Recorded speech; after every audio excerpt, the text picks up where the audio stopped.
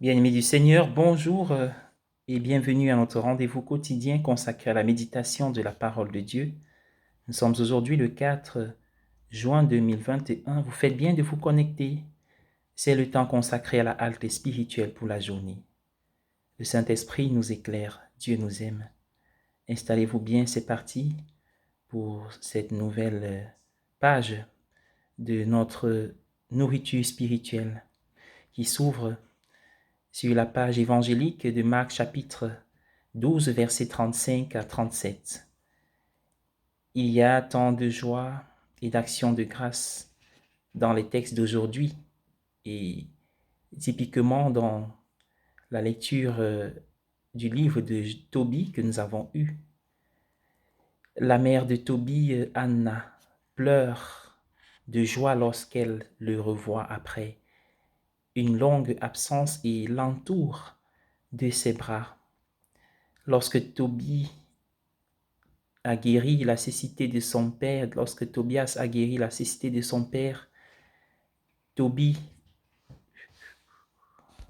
bonjour à tous et à toutes et bienvenue à notre rendez-vous quotidien consacré à la méditation de la parole de Dieu. En ce 4 juin 2021, nous sommes heureux de nous retrouver. C'est parti, installez-vous bien. C'est le temps consacré à notre halte spirituelle pour la journée et le Saint-Esprit nous conduit sur les chemins de la vie. La page évangélique est extrait de Marc au chapitre 12, versets 35 à 37. Il y a tant de joie et d'action de grâce dans les textes d'aujourd'hui et particulièrement dans la première lecture de ce jour tirée du livre de Tobie. La mère de Tobie, Anna, pleure de joie lorsqu'elle revoit, après une longue absence, et l'entoure de ses bras, son fils. Lorsque Tobias a guéri la cécité de son père Tobie, celui-ci a pleuré de joie, se jetant au cou de son fils. Tobie a alors commencé à louer et à bénir Dieu pour sa guérison.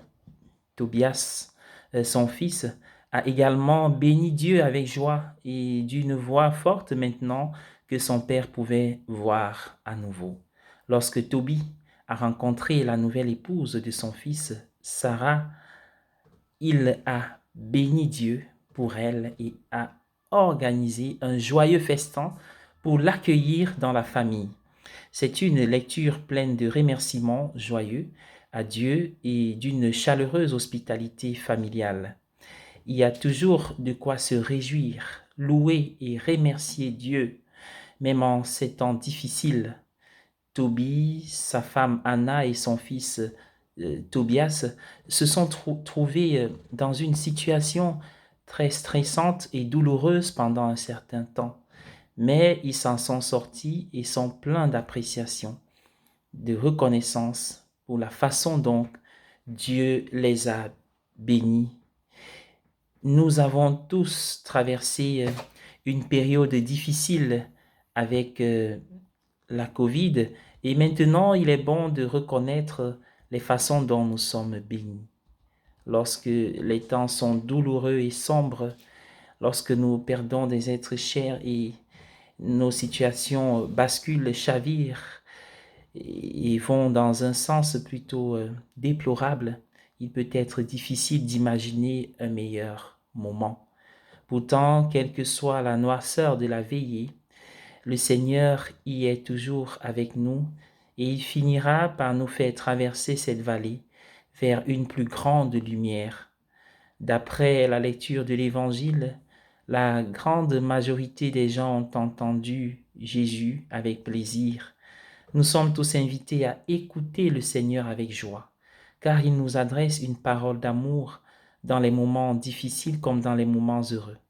La présence fidèle du Seigneur auprès de nous, son action constante pour notre bien-être est la source de notre joie et du genre de louanges joyeuses et de gratitude dont fait preuve la famille de Tobie dans la première lecture de ce jour. C'est ce qui peut nous faire appeler Jésus, Seigneur, comme David l'a fait. Car comme Thomas le reconnaît, il est notre Seigneur et notre Dieu. Sa seigneurie et sa toute-puissance sur toutes les situations que nous sommes invités à lui présenter. Je souhaite à tous et à chacun une agréable journée. Je vous invite à prier avec moi.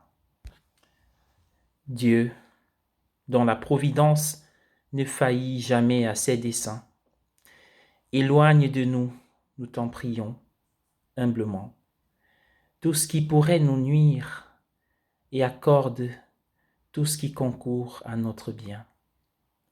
Donne-nous la force de persévérer.